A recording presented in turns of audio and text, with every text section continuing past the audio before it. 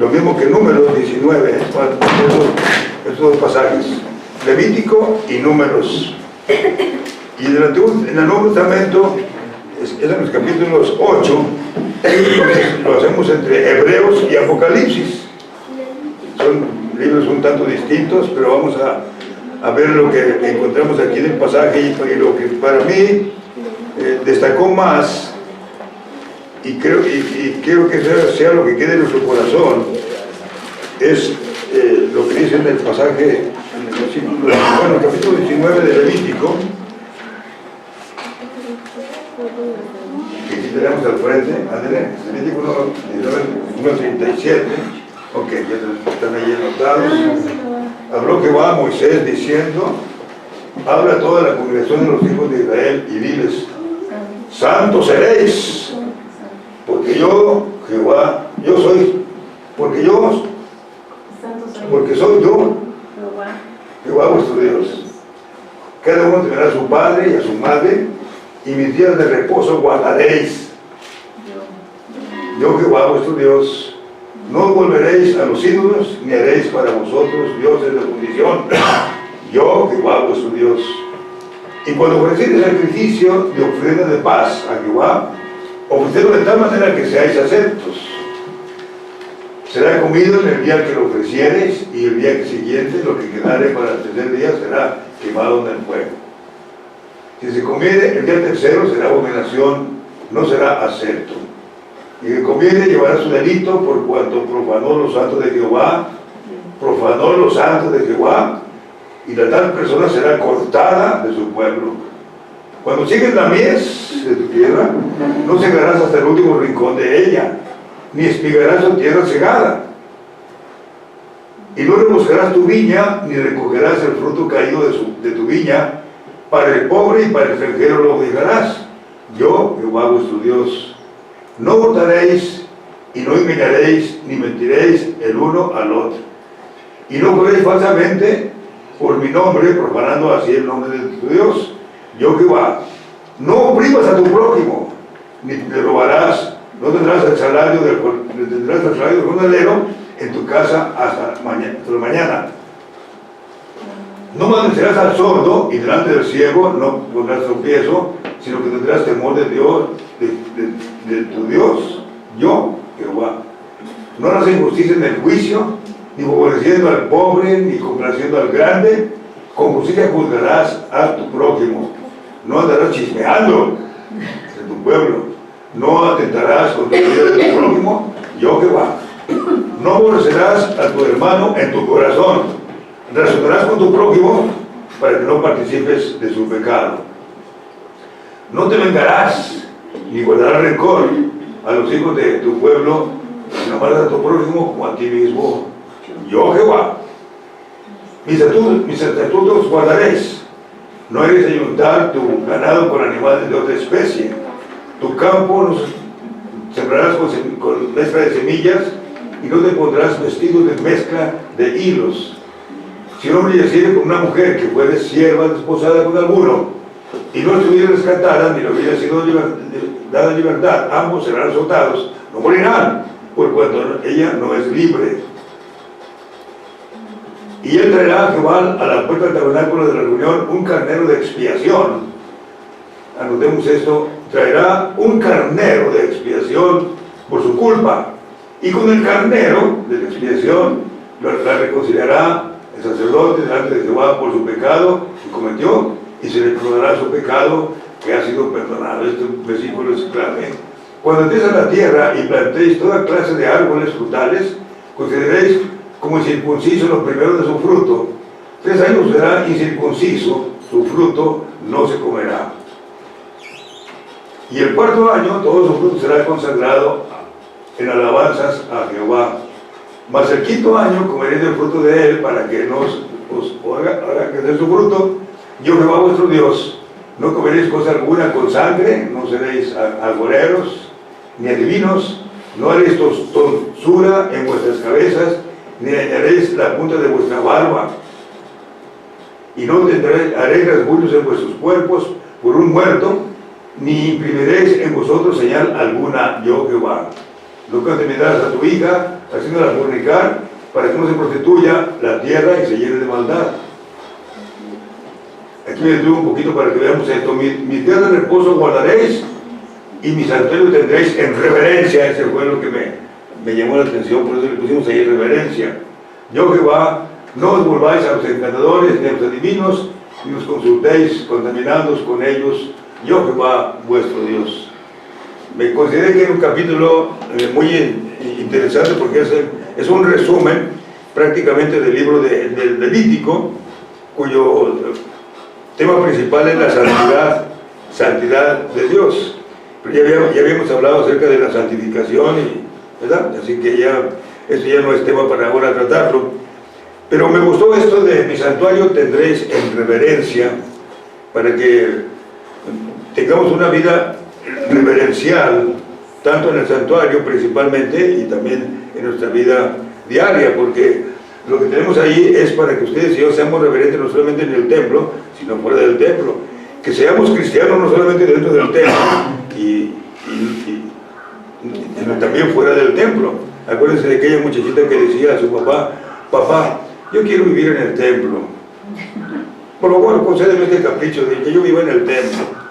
Y le digo: mira, pues yo quiero llevar a mis muñecas al templo, llevarlo en mi camita, llevar muchas cosas. Tanto insistía ella en que en el templo quería vivir. Le dice: bueno, ¿por qué quiere vivir en el templo? Es porque me gusta mucho como eres en el templo, papá. Ahí está la enseñanza, ¿verdad?, que encontramos aquí. Ahora, al principio el capítulo, regresa hermano, hay una partecita ahí muy valiosa. Al principio, los primeros versículos, ahí donde dice que se sacrifica una cosa y se come el segundo día y al tercer día ya no, porque es profanación ¿verdad?, y se hace uno inmundo. Tomemos en cuenta que en aquel tiempo, allá en aquella época no había refrigeradores. Ahora podemos refrigerar una cosa y comerla al año siguiente, porque se conserva estando en un lugar de congelación, ¿verdad? Bueno, eran medidas sanitarias, ¿verdad?, que el Señor presentaba allí. Todo lo que quiere el Señor es que vivamos una vida agradable a Él, y especialmente, como le digo a ustedes, que seamos respetuosos del templo. Hay un salmo, el número Salmo 150, que toman muchas congregaciones para justificarse de hacer ruido en el templo. Ponen ahí una batería, ahora la ponen en el lugar principal, ahí en el templo, en algunos lugares, ¿verdad?, y muchos instrumentos, y es un ruidajo aquel, que cuando uno se va acercando a ese templo y está en la adoración, más bien parece como que es una recepción de una boda o de una quinceañera o de alguna otra cosa, porque eso es lo que parece allí. Y dicen ellos, pero la Biblia dice ahí en el Salmo 150 que hay que usar todos los instrumentos y que hay que danzar y que hay que usar el pandero. Bueno, se usaban esos instrumentos, pero fuera del templo, no en el templo. Mi santuario tendréis en reverencia.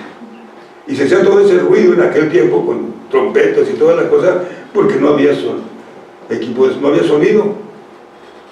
Pero ahora hace todo ese ruido y le pone el sonido, así es que sale uno ahí medio atarantado de tanto ruido. Y ya con el tiempo, hermanos, eso es un buen negocio para las compañías que hacen aparatitos de aquí de los oídos, porque van a vender mucho. Así que a ellos les conviene que haya mucho ruido para que el oído se vaya descomponiendo y nos veamos precisados de comprar ese aparatito, ¿verdad? Como han logrado con los lentes también. Hay muchas cosas que también han logrado, que no debiéramos hacer, sin embargo, lo hacemos y ya están los lentes temprano. Ahora los niños ya todos traen sus lentecitos, los chiquitines, y es un gran negocio para las ópticas. Bueno, pero son cosas que el Señor dice allí en su pasaje, e inclusive quiere que tomemos en cuenta a los pobres. Y allá, como ellos sembraban, decían: no lo buscarás, deja algo para los pobres, y lo que se te cayó, ahí déjalo para que cuando vengan los pobres, ellos lo levanten, ¿verdad? Así que sí quiere el Señor que tengamos interés por la gente que tiene necesidad. Hace ratito estábamos hablando acerca de eso, y en fin, ¿verdad? Y varias cosas que ya estamos viendo en las mañanas también. Muy bien, hermanos, pero especialmente esto donde dice, mi santuario tendréis en reverencia, y seréis santos porque yo soy santo, ¿verdad? Ok. Y los días de reposo, son tres cosas ahí notables en este pasaje, aparte de las que benefician a los demás. Son tres cosas que tienen que ver con Dios. Me seréis santos porque yo soy santo. Mi santuario tendréis en reverencia y guardarás mi día de reposo, el séptimo día para el Señor.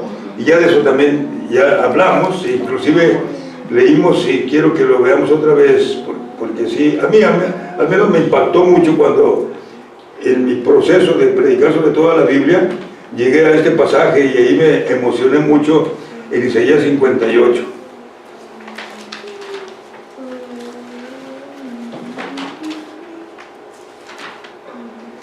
Exactamente los últimos tres versículos de Isaías 58, dice el Señor, 13 y 14.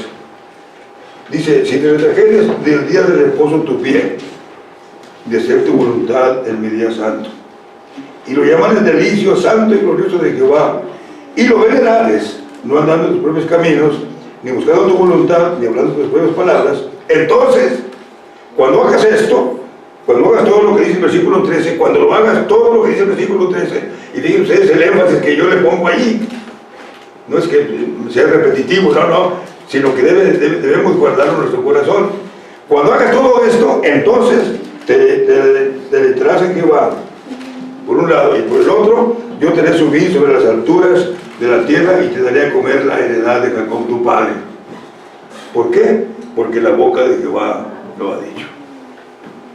Eso es en cuanto al día que Dios quiere que le dediquemos. El día, nosotros lo hacemos el domingo, porque el Señor Jesucristo le dio su aprobación, le puso su visto bueno al domingo, ¿verdad? Lo molestaron mucho durante su ministerio. ¿Y por qué tú sí? ¿Por qué te traspasas tú el mandamiento del día de reposo y sanas a los enfermos? Y en fin, ¿cómo lo molestaron? Pero el Señor le puso el visto bueno al primer día. ¿Por qué? Porque resucitó el primer día de la semana. Y porque estuvo apareciendo durante 50 días y lo hacía exactamente el primer día de la semana. Y Juan, cuando fue desterrado a la isla de Patmos, escribió el libro de Eclesiastés el primer día de la semana. Y un día Pablo, un primer día de la semana, alargó su discurso hasta la medianoche, y Marco, que estaba sentado en la ventana, cayó desde el tercer piso, porque se durmió en la hora del culto. Y fue Pablo y le dice, no se preocupen, está bien. Y ya después se levantó Marco muy a gusto, sin que le pasara nada, pero por andarse durmiendo en el templo, miren lo que le pasó. Bueno, entonces recordemos, hermanos, que el día del Señor es el domingo, y sigamos lo que nos dice allí en el capítulo 58, en el versículo 13. Leámoslo así detenidamente y hagamos lo posible por analizar nuestra vida para ver qué tanto estamos observando esto que el Señor nos dice aquí en Levítico. Mis días de reposo los guardaréis, y lo dice 2 veces en el capítulo, ¿verdad? Pero les decía a ustedes que me llamó la atención ese de mi santuario tendréis en reverencia. El templo es un lugar solemne donde tenemos la presencia del Señor. Es verdad que cuando el Señor Jesús murió, se produjo un terremoto muy fuerte, y vieron de pronto que el velo del templo se rompió de alto a abajo. Yo ayer escuchaba una explicación de que había una piedra en el techo muy pesada, que habían puesto ahí como techo, y claro que a la hora de temblar se cayó esa piedra y se llevó el velo del templo y lo rompió. Por eso dice que de alto a abajo, pero no de abajo hacia arriba, sino de alto a abajo, porque Dios, en su indignación, porque habían sacrificado a su hijo, produjo aquel terremoto, y fue lo que sirvió para que la gente dijera, de verdaderamente este hombre era hijo de Dios. Y empezaron algunos hasta a golpearse en los pechos, porque estaban con el remordimiento aquel de haberle quitado la vida al Señor Jesús. Y aquí en el libro de Levítico también dice que se lleve a un cordero. Les dije a ustedes que anotáramos en nuestra mente este versículo, porque es algo de lo que yo quiero referirme más adelante. Veamos ahí en Números capítulo 19, Jehová habló a Moisés y a Aarón diciendo: esta es la ordenanza de la ley que Jehová ha prescrito, diciendo: di a los hijos de Israel que te traigan una vaca alazana perfecta, en la cual no haya falta, sobre la cual no se haya puesto yugo, y la daréis a Eleazar sacerdote, y él la sacará fuera del campamento y la hará degollar en su presencia. Aquí se usa una vez más, o se menciona una vez más, el uso en los sacrificios de un animal, en este caso es la vaca alazana, la vaca roja, dicen otras partes. Son vacas no comunes. Esas vacas nacen pues una cada generación. Son raras, porque es algo que el Señor acepta, porque lo rojo es símbolo de sangre, la sangre que Jesús derramó por nosotros. Entonces tenés que buscar una vaca alazana, dice aquí, una vaca roja, dice otras versiones, para presentarla al Señor. Y hay otro pasaje donde dice que ninguno se presentará con las manos vacías, es decir, que tiene que llevar una ofrenda de parte del Señor. Y Dios en su misericordia puso el costo o la clase de animal de acuerdo con la festividad y de acuerdo también con las posibilidades del oferente. Porque se acuerdan ustedes que cuando Jesús fue presentado ahí en el templo, ¿qué llevaron sus padres cuando fue presentado? 2 palominos, porque no había para comprar un cordero, sí, el cordero de Dios que quita el pecado del mundo. Todos llevaron esos palominos. Así lo podemos ver allá en el Evangelio según San Lucas, cuando Jesús es presentado en el templo, en el capítulo 2, ¿verdad? Y se presentó con esto. Ahora, esa víctima, esa ofrenda, a mí me llamó también la atención para que pudiéramos en esta mañana, pues utilizando este tiempo que estamos viviendo ahorita, que es la Navidad, y que nosotros nos sirve no solamente para reunir a la familia y para comer y para repartir regalos, lo cual es buenísimo, ¿verdad? Es un buen ejercicio. Dice la Biblia que más bienaventurada cosa es dar que recibir. Entonces es una forma de crear endorfinas en nuestro organismo y tener una gran amistad entre los hermanos.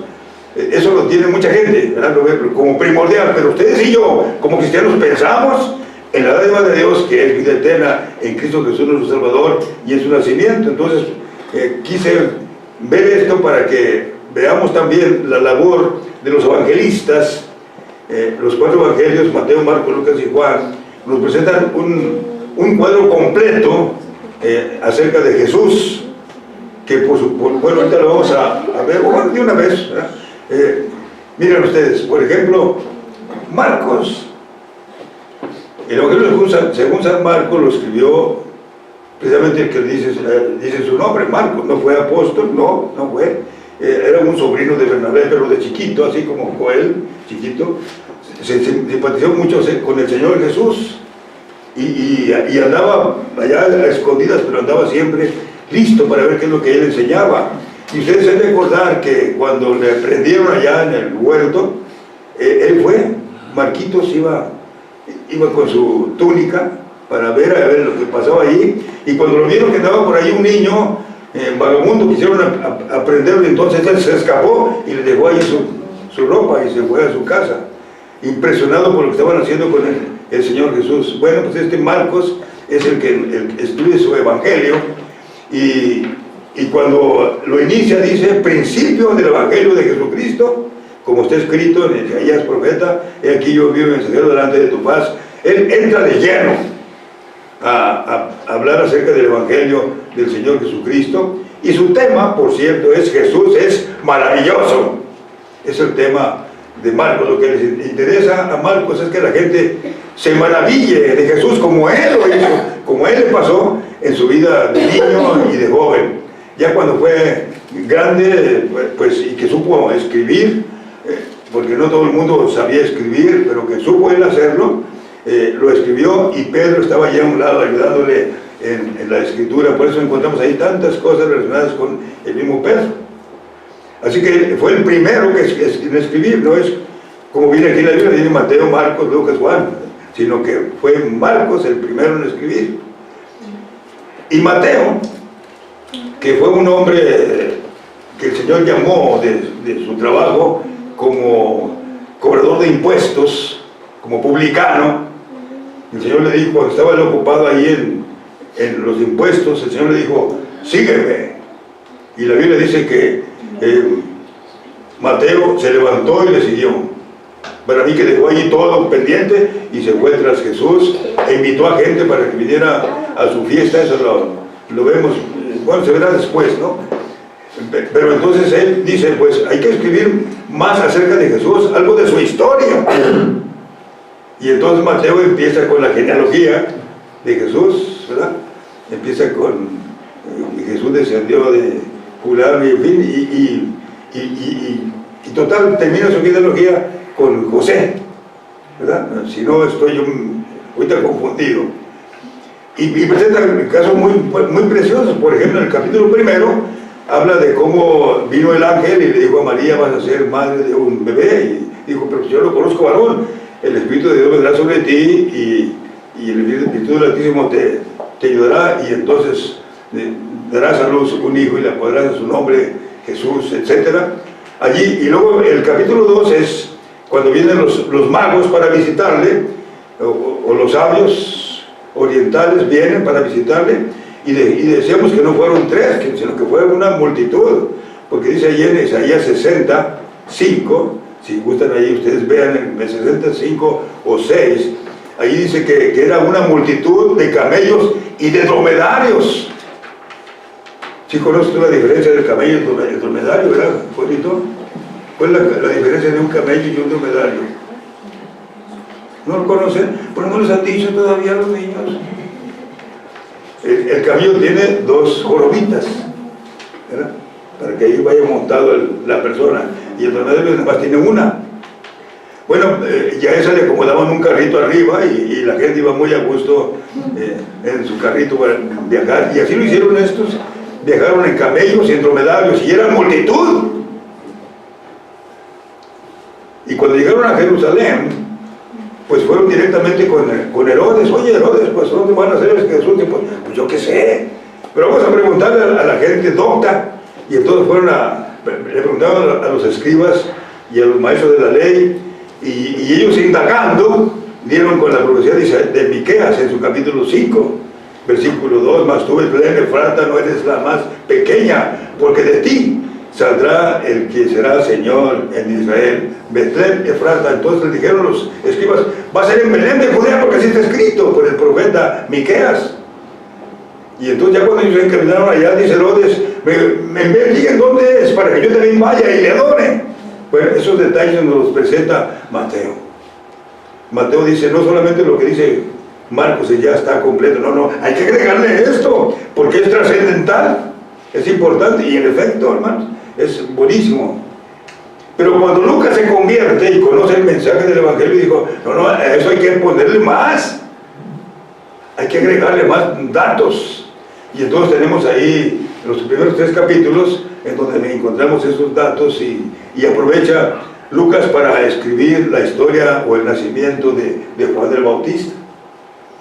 Y Lucas dice, habiendo muchos intentado imponer la historia de las cosas que nosotros han sido ciertísimas, me ha parecido muy bien, oh buen Teófilo, escribírtelas todas por orden, para que entiendas con diligencia todo lo que sucedió en torno a esto. Y luego ya anuncia ahí la venida de Juan el Bautista, y después la venida de Jesús a María, y a María llega y le platica le presenta lo mismo que encontramos en Mateo, un poquito más ampliado, y a ella le advierte, el ángel le dijo, mira, ahorita es el 6º mes en que tu parienta va a dar a luz también un hijo, ¿verdad? Y en su vejez y qué sé yo. Dijo, así que tú, tranquila, recibe la orden del Señor y prepárate para dar a luz a aquel pequeñito. Y como ustedes y yo sabemos que era un problemón muy serio que una muchacha sin ser casada de pronto resultara en estado, bueno, encinta, pues a José, el ángel le dijo, oye José, no temas de recibir a María tu mujer, porque lo que necesitas es engendrada es del Espíritu Santo. Y dará a luz un hijo y llamará su nombre Emmanuel, que declarado es con nosotros Dios. Le hizo la declaración entonces José, como era justo quiso dejarla, pero vino el ángel y dijo, no te asustes, este es el plan de Dios. Y entonces ya él la cuidó. Y Lucas nos dice en el censo de que al emperador se le ocurrió que toda la gente fuese empadronada, siendo Cirenio gobernador de Siria, dice ahí el texto, y entonces José y María tuvieron que hacer el viaje a Jerusalén, y ahí resultó que le llegó el tiempo de su alumbramiento, y ahí nació Jesús en Belén de Judea. Y todos estos detalles los presenta Lucas, que no fue apóstol tampoco, fue un hombre ganado por Pablo, médico, y presentó ahí muchos detalles que tienen que ver con el conocimiento de la medicina, ¿verdad? Y eso lo encontramos allá en Lucas. Y Juan ve a Marcos, ve a Mateo, ve a Lucas, dice, aquí falta algo más y es trascendental. Y entonces habla allí en Juan, en su capítulo 1, al principio era el verbo era con Dios, y el verbo era Dios. Este estaba con Dios, y desde el principio y todas las cosas por él fueron hechas, y sin él nada de lo que ha sido hecho fue hecho. Es allá en Juan capítulo 1. En él estaba la vida, y la vida era la luz de los hombres, y la luz era las tinieblas. Bueno, hubo un hombre enviado por Dios, llamado Juan. Este vino para que diesen testimonio de la luz, para que todos creyeran por él. No era de la luz, sino para que diesen testimonio de la luz. Y aquella era la luz que vino a este mundo. En el mundo estaba, y el mundo fue hecho por él, y el mundo no le conoció. Pero a todos los que le recibieron, a los que creen en su nombre, les dio potestad de ser hechos hijos de Dios, los cuales no son engendrados de carne, ni de voluntad de sangre, ni de voluntad de varón, sino de Dios. Y aquel verbo se hizo carne, y habitó entre nosotros, y vimos su gloria, gloria como la del unigénito del Padre, lleno de gracia y de verdad. A mí me gusta mucho este pasaje, por eso lo digo, hermanos, porque me entusiasma bastante al saber que si algunos lo rechazaban, el Señor premia con una forma muy especial a aquellos que le reciben en su nombre. Mas a todos los que le recibieron, a los que creen en su nombre, les dio potestad de ser hechos hijos de Dios. Y aclara, los cuales no son engendrados de carne, ni de voluntad de sangre, ni de voluntad de varón, sino de Dios. Y aquel verbo se hizo carne, en fin. Y luego al finalizar el capítulo, hermanos, encontramos que el Señor hizo sus primeros discípulos, ahí en el Evangelio según San Juan, en su capítulo 2.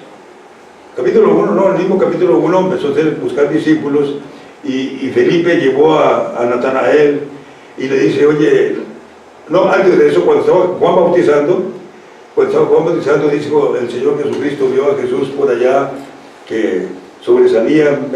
Quiero imaginarme este cuadro tan bonito, Él estaba bautizando a la gente, pero luego vio allá a Jesús. Qué hermoso, hermanos. Y dice, he aquí el Cordero de Dios que quita el pecado del mundo.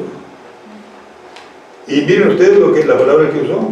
He aquí el Cordero de Dios, ya no era la vaca roja, no era otro tipo de, no eran palominos, sino era el Cordero de Dios que quita el pecado del mundo, que es la misma idea que nadie se pueda presentar delante del Señor sin llevar un sacrificio, porque sin derramamiento de sangre no hay remisión de pecados. Y el Cordero fue inmolado por nosotros. Así que qué hermoso, hermanos, cuando dice, he aquí el Cordero de Dios que quita el pecado del mundo. Y viene a bautizarlo, viene a Juan para que lo bautice, y Juan le dice, no, yo debo ser bautizado por ti, no al revés.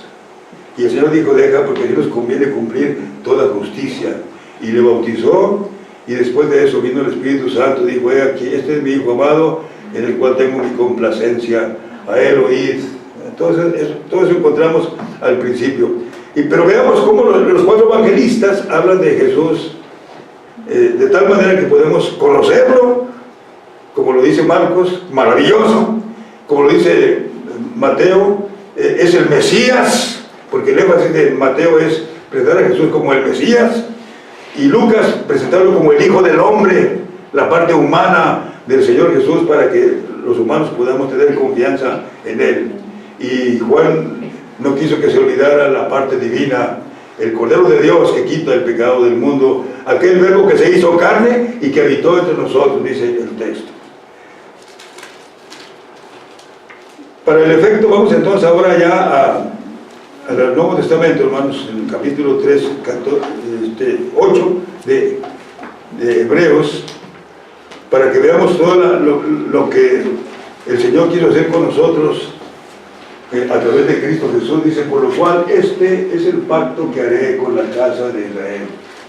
Después de aquellos días, dice el Señor, pondré mis leyes en la mente de ellos, y sobre su corazón las escribiré, y seré a ellos por Dios, y ellos me serán a mí por pueblo. Y ninguno enseñará a su prójimo, ni ninguno a su hermano, diciendo, conoce al Señor, porque todos me conocerán, desde el menor hasta el mayor de ellos. Porque seré propicio a sus injusticias, y nunca más me acordaré de sus pecados y de sus iniquidades. Al decir nuevo pacto, ha dado por viejo al primero, y lo que da por viejo se envejece y está próximo a desvanecer. Es decir, esto es lo que recibimos por Cristo Jesús. Y dato interesante, hermanos, el Levítico es un libro para los levitas, es un manual para los levitas, los siervos del Señor, ¿verdad? Es un libro que a veces cansa de leer todo lo que está diciendo, pero nos prepara para poder comprender la carta a los hebreos. La carta de los hebreos es más comprensible cuando conocemos el libro de Levítico. Ambos se ayudan mutuamente para que podamos ver todo lo que tenemos en Cristo Jesús, en su sangre preciosa derramada por nosotros. Y concluyamos, hermanos, con lo que viene allá en Apocalipsis, en su capítulo 8. Cuando abrió el 7º sello, se hizo silencio en el cielo como por media hora, y vi a los ángeles, 7 ángeles que estaban en pie ante Dios, y se les dieron 7 trompetas. Otro ángel vino entonces y se paró ante el altar con incensario de oro, y se le dio mucho incienso para añadirlo a las oraciones de todos los santos sobre el altar de oro que estaba delante del trono. Y de la mano del ángel subió a la presencia de Dios el humo del incienso con las oraciones de los santos. Y el ángel tomó el incensario, lo llenó del fuego del altar y lo arrojó a la tierra, y hubo truenos, voces, relámpagos y un terremoto. Eso sucedió después de la presentación de los 7 sellos. Y ahora esto prepara para la presentación de las 7 trompetas. Los 7 sellos hablan de lo que había estado escondido, había estado escrito, pero que en el tiempo de Daniel le dijo, Daniel, escribe esto, que has puesto y lo tenemos ahí en el libro de Daniel. Escríbelo y séllalo, porque eso está escrito para el tiempo del fin. Y el tiempo del fin lo describe Juan en su libro de Apocalipsis, y cuando se habla de los 7 sellos. Los 7 sellos son aquellos que habían estado ocultos por el tiempo de fin, pero que ahora el Señor Jesucristo los abre y nos presenta esos 7 sellos, que no son otra cosa más que las señales marcadas que van a suceder antes de la venida de Cristo, ¿verdad? Y ahí podemos ver todo lo que dijo cada uno de los 7 jinetes del Apocalipsis, y estamos enterados de esto que Dios nos descubrió para que ustedes y yo pudiéramos conocerlos y estuviéramos preparados para cuando el Señor Jesucristo venga otra vez. Luego hay ese paréntesis, y lo encontramos aquí en el capítulo 8, en esa visión introductoria, y ahora nos prepara para las 7 trompetas, que no son más que el resultado de haber conocido lo que Dios tiene para el futuro, y luego viene la predicación, que son las 7 trompetas, es la predicación del Evangelio. Y las señales que encontramos tanto en los sellos como en las trompetas, pues tienen mucho que ver con lo que pasó allá en Egipto, cuando las 10 plagas, para decirnos que Jesucristo es el mismo ayer, hoy y por los siglos, que Dios es el mismo y Él tiene en sus manos el mundo, y él se encarga de todas las cosas. Por eso ustedes y yo no estamos preocupados por las elecciones y por lo que resultó, porque sabemos que Dios es el que domina todo, el Señor es el Rey de la historia. Y aquí en este capítulo, hermanos, volviendo a los primeros versículos, hay una cosa que se ha dicho, alguien dijo, y tiene razón, miren ustedes, cuando abrió el 7º sello se hizo silencio en el cielo por media hora. Ah, caramba, entonces ahí no va a haber mujeres, porque las mujeres no pueden estar calladas por media hora, ¿verdad? Están hablando. Lo digo así en forma de broma, y es cierto, porque no va a haber mujeres ni hombres, todos seremos como los ángeles, ¿verdad? Que no tienen que casarse ni entregarse al casamiento. Aquí nos hizo el Señor diferentes, porque había que hacer crecer a la humanidad, pero allá ya está todo listo, ¿verdad? Está ocupado por ángeles hechos por el Señor, que no tuvieron que pasar por el problema del nacimiento y de todas esas cosas. ¿Se acuerdan cuando vinieron a preguntarle a aquellas gentes que dicen: oye, Señor, ven, tenemos una pregunta para ti? Mira, hubo una mujer que tuvo 7 hijos, y según Moisés, él encargó que si el primero de ellos muere sin hijos, entonces que el segundo se case con ella para que suscite descendencia a su hermano. Y hay casos en la Biblia donde una familia se negó a eso, pero ya es otro tema, ¿no? Y total dice, los 7 fueron esposos de ella. Bueno, en el cielo, ¿de quién va a ser esposo? Esa fue la pregunta que le lanzaron al Señor. Dijeron: con esto lo desbaratamos. Y el Señor les dijo: erráis ignorando las Escrituras y el poder de Dios, porque en el cielo ni se casan ni se dan en el casamiento, porque son como los ángeles de Dios. Maravilloso. Así que no se pongan tristes las hermanas porque dije eso, que alguien sacó a relucir. No, porque vamos a ser todos iguales allá en el cielo, dice la palabra de Dios. Bien, hermanos, entonces esto es lo que podemos haber sacado ahora de estos 4 libros. Yo me puse nervioso con relacionarlos, pero el Señor fue dándome tranquilidad con el paso del tiempo, y ahora aquí lo vemos para la alabanza del Maestro, ¿verdad? Por supuesto. Y recordemos que Él quiere que seamos reverentes, principalmente en su templo y en nuestra vida diaria. Y va de la mano con la santidad: sed santos porque yo soy santo. Mi santuario tendré que ser reverencia, y recuérdense que mi santuario es para que sea parte de lo que me ofrecéis el día del Señor, el día mío, el día del domingo, es decir, en el templo, la adoración del Señor y pensando en el Señor, ¿verdad? y nada que nos distraiga de tales cosas. Que Dios me los bendiga, y qué bueno que estuvieron aquí los niños, porque parece que no, pero ellos ya como están, tienen capacidad de captar muchas cosas que después ya no las ven tan bien si nos acostumbramos nada más a que va a empezar el culto, va a empezar la predicación, sácalo a los niños. ¿Y desde qué edad? Pues desde 1 hasta 15 años. Y pierden lo mejor de su época, cuando la mente está despierta, ¿verdad? Y captan todas estas cosas, sobre todo cuando el Espíritu de Dios con nosotros captan y aprenden y llegan a ser después grandes teólogos y grandes predicadores para la alabanza del Señor, ¿verdad? Claro, tenemos que atenderlos, ¿verdad? Para que, y allá no dudamos que los maestros le ayuden a conocer a Cristo Jesús, está bien, pero también hay que aprender a adorar al Señor, a ver cómo canta papá, cómo canta mamá, y cómo canta el pastor, o cómo cantan los demás hermanos en la congregación, para aprender a alabar el nombre del Señor. Que Dios me les bendiga, hermanos, y pónganse bien para que oremos. Sí, hermano. Sí, hermano, perdóname.